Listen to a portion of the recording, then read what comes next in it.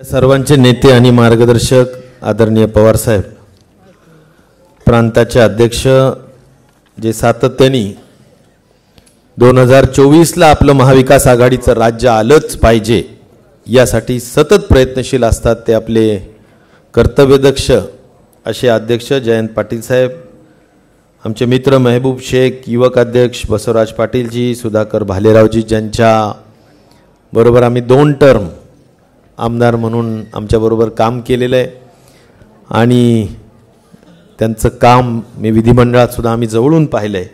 आज त्यांचा प्रवेश होत आहे, त्यांचं सुद्धा मी मनापासून आपल्या सगळ्यांच्या वतीनं स्वागत करतो. त्याचबरोबर धर्माजी सोनकवडेजी, आमचे मित्र जिल्हाध्यक्ष संजय शेटेजी, शिवाजीराव मुळे, जे आपल्या तालुक्याचे उदगीरचे आधारस्तंभ आहेत, असे चंदन पाटील, शिवाजीराव मुळे, अजूम खादरी, ज्ञानेश्वर पाटील, राजेंद्र केंद्रे, वसंतराव शिरसे, अजित पाटील, अजिम दायमा, निमचंदन पाटील, धोंडीराम पाटील, बसवराज धोत्रेजी, भरत सूर्यवंशीजी, खरं तर असंख्य लोक आलेले आहेत. आपल्या सर्वांचंच मनपूर्वक स्वागत. आणि त्याचबरोबर आमचे दुसरे मित्रसुद्धा, कारण आम्ही एकत्रच आपण सत्कार करतो आहोत आणि स्वागत करतो आहोत, त्याचे मी ज्यांच्याबरोबर आम्ही एकत्र housing finance, Maharashtra state housing finance कॉर्पोरेशनमध्ये काम केलं, अनेक वर्ष ते नाशिकमधून प्रतिनिधित्व करत होते, ते लक्ष्मणराव मंडाले, एक सहकार क्षेत्रात आणि शिक्षित असा एक अत्यंत चांगला सामाजिक न्याय किंवा मागास समाजाचा एक आमचा जवळचा सहकारी मित्र, ते काँग्रेस पक्षामध्ये अनेक वर्ष ज्यांनी काम केलं. त्यांनीसुद्धा देवळाली विधानसभा मतदारसंघाच्या दृष्टिकोनातून राष्ट्रवादी काँग्रेस पार्टी शरद पवार या पार्टीला शक्ती देण्याच्या दृष्टिकोनातून या ठिकाणी प्रवेश केलेला आहे. त्यांचं सुद्धा मी मनापासून स्वागत करतो आणि मनापासून अभिनंदन करतो. पुढच्या कार्याला शुभेच्छा देतो. फार अधिक बोलण्याचा विषय नाही, आदरणीय साहेबांचं मार्गदर्शन आपल्याला ऐकायचं आहे. मी आवर्जून मराठवाड्यातलाच एक सहकारी म्हणून उपस्थित आहे की आपल्या मराठवाड्यांनी खरं म्हणलं तर लातूर आपल्या पूर्ण लोकसभेमध्ये चांगली जादू केलेली आहे.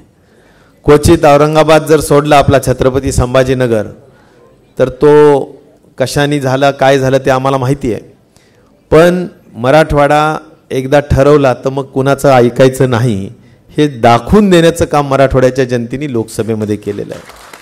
आणि त्यामुळं मला आपल्याला एवढंच सांगायचं आहे की साहेबांना ज्यांनी सोडलं ते कधीच मोठे होऊ शकत नाहीत. आणि त्या दृष्टिकोनातून माझ्यासारख्या कार्यकर्त्याला एकच समजतं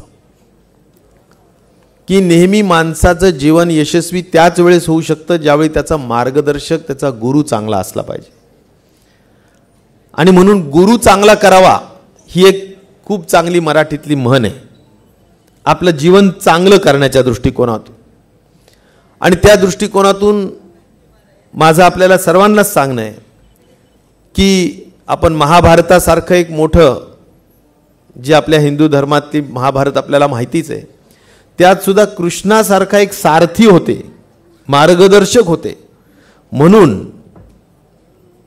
त्या ठिकाणी 5 पांडवांना मोठ्या पद्धतीनं विजय मिळाला.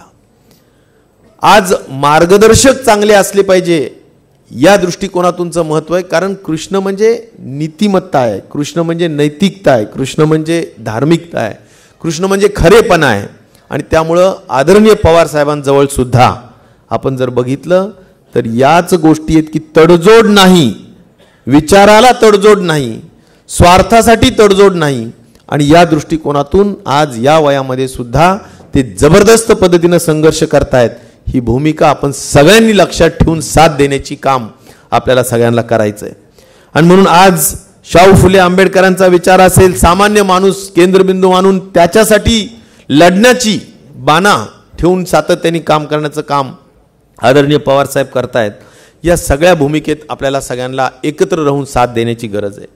म्हणून लोकसभेमध्ये सुद्धा लोकांनी जे महाराष्ट्रभरामध्ये 31 लोक निवडून दिल्या,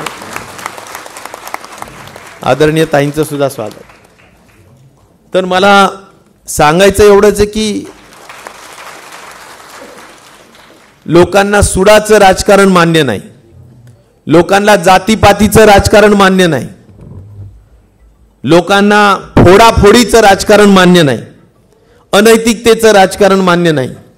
महाराष्ट्र हा पुरोगामी विचारावर काम करणारा पक्ष राज्य आहे आणि त्या दृष्टिकोनातून हे काही इतर राज्यासारखं नाही. आणि त्या दृष्टिकोनातून खऱ्या अर्थाने महाराष्ट्राने सुद्धा आज या जातीवादी पार्टीला, ज्यांनी हे सगळं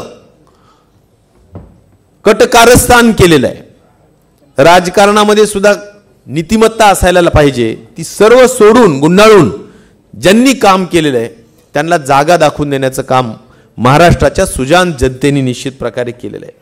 आणि म्हणून आजच्या या निमित्ताने मी भालेरावजींच्या बद्दल एवढंच सांगेल की एक लढवय्या बाणाचा आपला हा सहकारी आहे.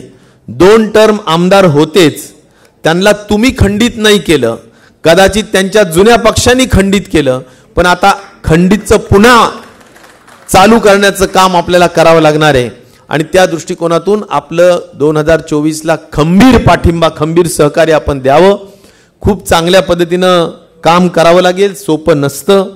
आणि त्यामुळे बूथ कमिट्या करा, लोक जोडा, सर्व समाज कसे जोडता येईल ते बघा आणि त्या दृष्टिकोनातून काम करावं अशी माझी आपल्याला या निमित्ताने विनंती आहे. जे गेले ते कावळे, जे राहिले ते मावळे, या विचारांनी काम केलं पाहिजे. अनेकांनी वक्तव्य केलं, ज्यांनी ज्यांनी पुण्य तिथं पदरात टाकलं त्यात मी सुद्धा खूप मोठा वाटा टाकलेला आहे. तुमच्या उदगीर जिल्ह्यात तालुक्यातल्या जेवढ्या काही आरोग्याच्या सुविधा या ठिकाणी झाल्या, 3 प्राथमिक आरोग्य केंद्र, 2 उपजिल्हा रुग्णालय, हे एका सेकंदात असे उभ्यानी सह्या केलेला राजेश भैया आहे. आणि त्यामुळे उदगीरमध्ये आज आरोग्याच्या खूप मोठ्या सुविधा त्या ठिकाणी पाहायला मिळत आहेत.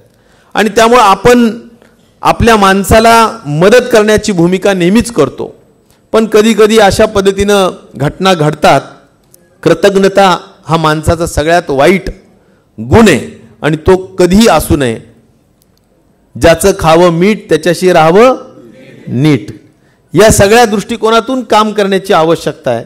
पण आता ठीक आहे, मी म्हणतो तसं विनाशकाले विपरीत बुद्धी अशा पद्धतीनं काही गोष्टी होतात. तर मी अधिक त्याच्यावर भाष्य न करता आपल्या सगळ्यांकडून खूप मनापासून भालेरावजींना या ठिकाणी शक्ती द्यावी अशी अपेक्षा करतो. आमचे दुसरे नाशिकचे मित्र श्री मंडाले यांना खूप मनापासून सदिच्छा देतो. ते खूप चांगले कार्यकर्ते आहेत, शिक्षित आहेत, अनेक वर्षापासून सहकार क्षेत्रात काम करतायत. आणि मला विश्वास आहे की जर तुम्ही खूप वर्षापासून सातत्याने, मला आठवतंय लक्ष्मणराव तिकीट मागतायत, पण जरा जुन्या पक्षांनी काही साथ दिलेली नसेल, आता जरा खूप चांगली मेहनत केली तर जरा जयंतरावांच्या पटरीत, साहेबांच्या पटरीत बसायला बऱ्याच वेळ लागतो, एवढं मी तुम्हाला सांगतो. जरा थोडंसं मूल्यमापन केलं जात आहे, सगळ्याच गोष्टी केल्या जात आहेत. आणि त्यामुळं आपण जोरदार पद्धतीनं काम करा. मला विश्वास आहे की आपलं खूप तळागाळाशी अनेक वर्षापासूनचं काम आहे. माझे तुम्ही खूप जुने मित्र आहेत, मी अनेक चांगल्या पद्धतीनं ओळखतो. आणि म्हणून तुम्ही काम केलं तर नक्कीच पक्षात खूप चांगलं भवितव्य असतंच आणि ते तुम्ही कराल अशा सदिच्छा देतो आणि थांबतो. धन्यवाद. जय हिंद, जय महाराज.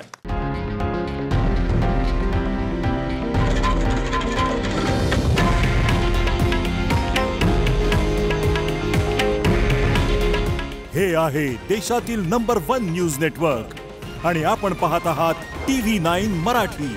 काळजी तुमची, हित महाराष्ट्राचं.